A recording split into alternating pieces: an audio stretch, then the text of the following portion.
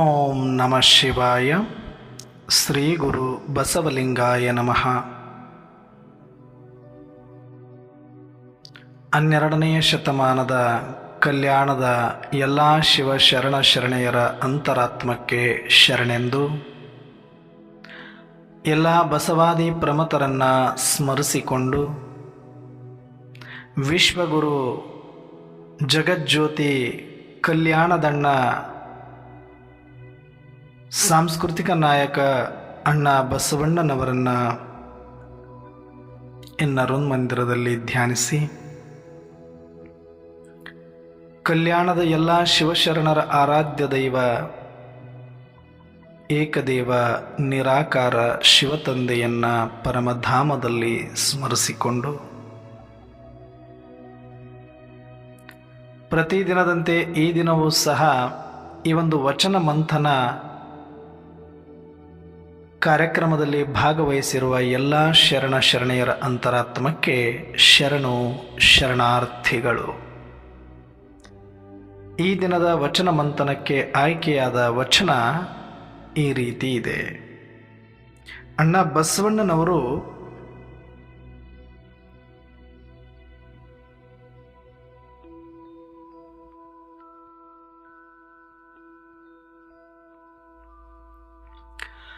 ಅಣ್ಣ ಬಸವಣ್ಣನವರ ವಚನ ಅಂತಂದ್ರೆ ಭಕ್ತಿ ಪ್ರಧಾನವಾಗಿರುತ್ತದೆ. ಆರಂಭದಲ್ಲಿ ಸರ್ವರಿಗೂ ವೇದ್ಯ ಆಗಿರುತ್ತದೆ. ಹಾಗಾಗಿ ಈ ದಿನದ ವಚನ ಅಣ್ಣ ಬಸವಣ್ಣನವರ ವಚನ ಮತ್ತು ಸಂಕ್ಷಿಪ್ತವಾಗಿದ್ದರೂ ಕೂಡ ಬಹಳ ಆಳವಾದ ಸಾರವನ್ನು ಹೊಂದಿರುವ ವಚನ ಇವತ್ತಿನ ವಚನವಾಗಿದೆ. ಅದರ ಕುರಿತಾಗಿ ಸಂಕ್ಷಿಪ್ತವಾದ ಮಂಥನವನ್ನು ಮಾಡೋಣ.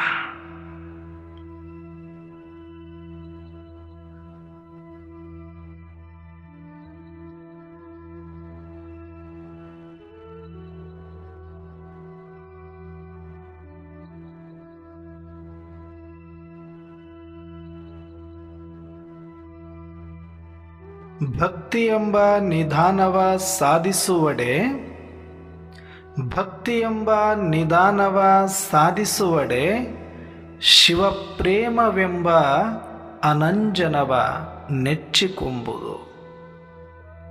ಭಕ್ತನಾದವಂಗೆ ಇದೇ ಪಥವಾಗಿರಬೇಕು. ಶಿವಪ್ರೇಮವೆಂಬ ಅನಂಜನವ ನೆಚ್ಚಿಕೊಂಬುದೇ ಭಕ್ತನಾದವಗೆ ಇದೇ ಪಥವಾಗಿರಬೇಕು. ನಮ್ಮ ಕೂಡಲ ಸಂಗನ ಶರಣರ ಅನುಭವ ಗಜವೈದ್ಯ ನೋಡ. ನಮ್ಮ ಕೂಡಲ ಸಂಗನ ಶರಣರ ಅನುಭವ ಗಜವೈದ್ಯ ನೋಡ.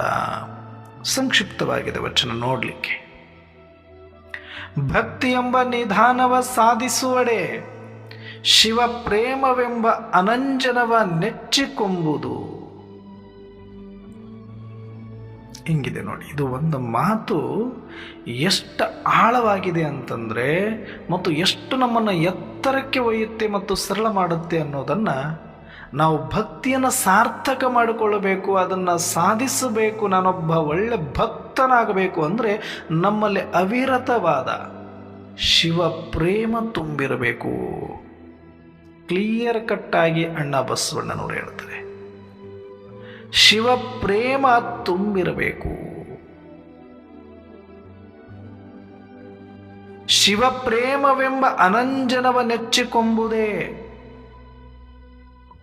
ಒಬ್ಬ ಭಕ್ತನಾದವನಿಗೆ ಇದು ಪಥ ಆಗಿರಬೇಕು ಅಂತ ಹೇಳ್ತಾರೆ. ಇದೇ ಮಾರ್ಗ, ಇದೇ ದಾರಿ, ಇದು ಬಿಟ್ಟರೆ ಬೇರೆ ಇಲ್ಲ. ಅಂದ್ರೆ ಭಕ್ತನಾದವನಲ್ಲಿ ಶಿವ ಪ್ರೇಮವನ್ನು ತುಂಬಿಕೊಂಡು ಅದು ಒಂದನ್ನೇ ನೆಚ್ಚಿಕೊಂಡು ಹೋಗುವುದೇ ಮಾರ್ಗ, ಬಿಟ್ಟರೆ ಅನ್ಯ ಮಾರ್ಗಗಳಿಲ್ಲ, ಅನ್ಯ ಉಪಾಯಗಳಿಲ್ಲ, ಅನ್ಯ ಉಪಾಧಿಗಳಿಲ್ಲ ಅನ್ನುವಂಥದ್ದನ್ನು ಈ 3 ಅಕ್ಷರದ ಸಾಲಿನಲ್ಲಿ ಹೇಳಿಬಿಟ್ಟಿದ್ದಾರೆ. ಏನಂಗಂದ್ರೆ ಶಿವ ಪ್ರೇಮವೆಂಬ ಅನಂಜನವನ್ನೆಚ್ಚಿಕೊಂಬುದು. ಅಂಜನ ಅಂತಂದರೆ ತಮಗೆಲ್ಲರಿಗೂ ತಿಳಿದಿರುವಂಥದ್ದು, ಕಣ್ಣಿಗೆ ಹಚ್ಚಿಕೊಳ್ಳುವ ಒಂದು ಕಪ್ಪು ದ್ರವ, ಕಾಡಿಗೆ ಅಂತ ನಾವು ಕರಿತೀವಿ, ಒಂದು ಅರ್ಥ. ಆದರೆ ಅಂಜನ ಅಂದರೆ ಇನ್ನೊಂದು ಅರ್ಥ ಇದೆ.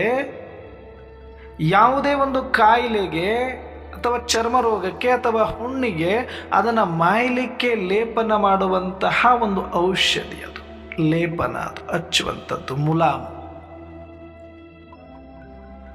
ಅಂದರೆ ಹೇಗೆ ನಮಗೆ ಯಾವುದಾದ್ರೂ ಒಂದಷ್ಟು ರೋಗಗಳು ಬಂದಾಗ ಒಂದೊಂದು ಸಮಯಕ್ಕೆ ಒಂದೊಂದು ಮುಲಾಮನ್ನು ಹಚ್ಚಿ ಹಚ್ಚಿ ಹಚ್ಚಿ ನಾವೇನು ಮಾಡ್ತೀವಿ, ಅವುಗಳನ್ನು ಮಾಯಿಸ್ಕೊಳ್ಳಿಕ್ಕೆ ಪ್ರಯತ್ನ ಪಡ್ತೀವಿ ಸ್ಥೂಲವಾಗಿ.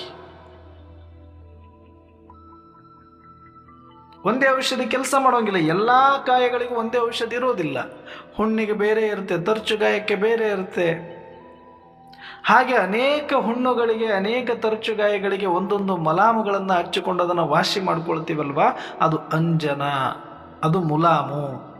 ಆದರೆ ಭಕ್ತನಾದವನು ಈ ಹೊರಗಿನ ಯಾವುದೇ ವ್ಯಾಧಿಗಳ ಬಗ್ಗೆ ಮಾತಾಡ್ತಾ ಇಲ್ಲ, ನಮ್ಮ ಮನಸ್ಸಿನ ವ್ಯಾಧಿಗಳು ಇದೆಯಲ್ಲ, ಅದಕ್ಕೆ ಯಾವುದೇ ಮುಲಾಮು ಹೊರಗಿನ ಕೆಲಸ ಮಾಡೋದಿಲ್ಲ.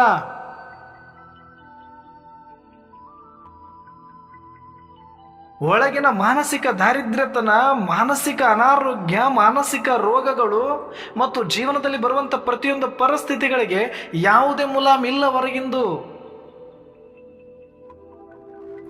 ಆದರೆ ಮುಲಾಮ್ ಅಲ್ಲದ ಒಂದು ಮುಲಾಮ್ ಇದೆ, ಔಷಧಿ ಅಲ್ಲದ ಒಂದು ಔಷಧಿ ಇದೆ, ದಿವ್ಯ ಔಷಧಿ. ಅದು ಕೆಲಸ ಮಾಡುತ್ತೆ, ಅದು ಒಂದನ್ನೇ ನೆಚ್ಚಿಕೊಳ್ಬೇಕು ಭಕ್ತನಾದವನು ಅಂತ ಹೇಳ್ತಾರೆ. ಯಾವುದದು?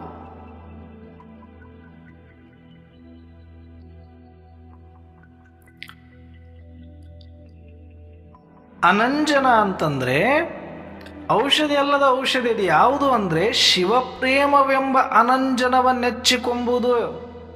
ಭಕ್ತನಿಗೆ ಇದು ಪಥವಾಗಿರಬೇಕು. ಶಿವನ ಪ್ರೇಮ ಅಂತ ದಿವ್ಯ ಔಷಧ. ಅದನ್ನು ಸಕಲ ಸರ್ವ ರೋಗಗಳನ್ನು ಕೂಡ ನಿವಾರಣೆ ಮಾಡುವ ತಾಕತ್ತು ಅದಕ್ಕಿದೆ. ಅದು ಸ್ಥೂಲನೋ ಸೂಕ್ಷ್ಮನೋ ಎಲ್ಲದಕ್ಕೂ ಕೂಡ.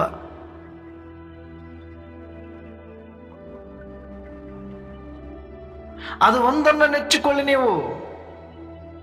ಇಲ್ಲಿರುವ ಎಲ್ಲ ವೈದ್ಯರ ಹತ್ರ ಹೋಗಿ ಕೈಕಾಲು ಹಿಡಿದು ನನ್ನ ಮಗನನ್ನು ಉಳಿಸಿಕೊಡಿ, ನನ್ನ ಹೆಂಡತಿಯನ್ನು ಉಳಿಸಿಕೊಡಿ, ಕೈಕಾಲು ಹಿಡಿತಾರೆ. ಅನೇಕ ವೈದ್ಯರ ಬಳಿ ಹೋಗ್ತಾರೆ. ಅದು ಯಾರನ್ನು ಉಳಿಸಿದೆ? ಆದರೆ ಯಾರ ನಿಜವಾದ ವೈದ್ಯ, ಗಜವೈದ್ಯ ಅಂತಾರೆ. ಎಲ್ಲದಕ್ಕಿಂತ ದೊಡ್ಡ ವೈದ್ಯ ಯಾರು ಅಂದ್ರೆ ನಮ್ಮ ಕೂಡಲ ಶಂಗನ ಶರಣರ ಅನುಭವವೇ. ಕೇಳಿ ಇದನ್ನ ಅಂತರವರು. ನಿಮಗೆಲ್ಲ ಸರ್ವ ಕಾಯಿಲೆಗಳು ಮುಕ್ತ ಆಗೋಗ್ತೀರಿ, ಚಿರಂಜೀವಿ ಆಗೋಗ್ತೀರಿ, ನಿತ್ಯ ಮುಕ್ತರಾಗೋಗ್ತೀರಿ, ಶರಣ ಐಕ್ಯ ಆಗೋಗ್ತೀರಿ, ನಿರ್ಭಯ ನಿಶ್ಚಿಂತರಾಗೋಗ್ತೀರಿ. ಯಾವುದರಿಂದ? ನಮ್ಮ ಕೂಡಲ ಸಂಗನ ಶರಣರ ಅನುಭವದಿಂದ ಅಂತ ಹೇಳ್ತಾರೆ. ನಿಮಗೇನೇ ಸಮಸ್ಯೆ ಬಂದರೂ ಕೂಡ ಒಂದು ಸತ್ಸಂಗ ಅರ್ಥಾತ್ ಶರಣರ ಸಂಘದ ಅನುಭವವನ್ನು ಕೇಳಿ ಸಂಘದಲ್ಲಿ ಬಂದು, ಇನ್ನೊಂದು ಒಳಗಡೆ ಶಿವಪ್ರೇಮದ ಅನಂಜನವನ್ನು ನೆಚ್ಚಿಕೊಳ್ಳಿ. ಉತ್ಕಟವಾಗಿರ್ತಕ್ಕಂಥ ಹುಚ್ಚು ಪ್ರೀತಿ ಅಂತಾರಲ್ಲ, ಹಂಗೆ ಶಿವನ ಬಗ್ಗೆ ಎಷ್ಟಿರಬೇಕು ನಿಶ್ಚಯ ಅಂದರೆ ಹಿಂಗೆ ಕುತ್ತಿಗೆ ತುಂಡರಿಸಿ ಹೋಗುತ್ತೆ ಅಂದರೂ ಕೂಡ ಶಿವನ ಪ್ರೇಮ ಅನ್ನುವಂಥದ್ದು ಹೃದಯದಲ್ಲಿ ತಾಂಡವಾಡ್ತಾ ಇರಬೇಕೆ ಹೊರತಾಗಿ ಅಲ್ಲಿ ಭಯಕ್ಕೆ ಜಾಗ ಇರಬಾರ್ದು, ಚಿಂತೆಗೆ ಜಾಗ ಇರಬಾರ್ದು, ಹುಡುಕಾಟಕ್ಕೆ ಜಾಗ ಇರಬಾರ್ದು, ಯಾವುದೋ ಸ್ಥೂಲ ಮುಲಾಮುಗಳ ಆಧಾರಿತ ಆಗಬಾರ್ದು, ಸ್ಥೂಲ ವೈದ್ಯರ ಆಧಾರಿತ ಆಗಬಾರ್ದು.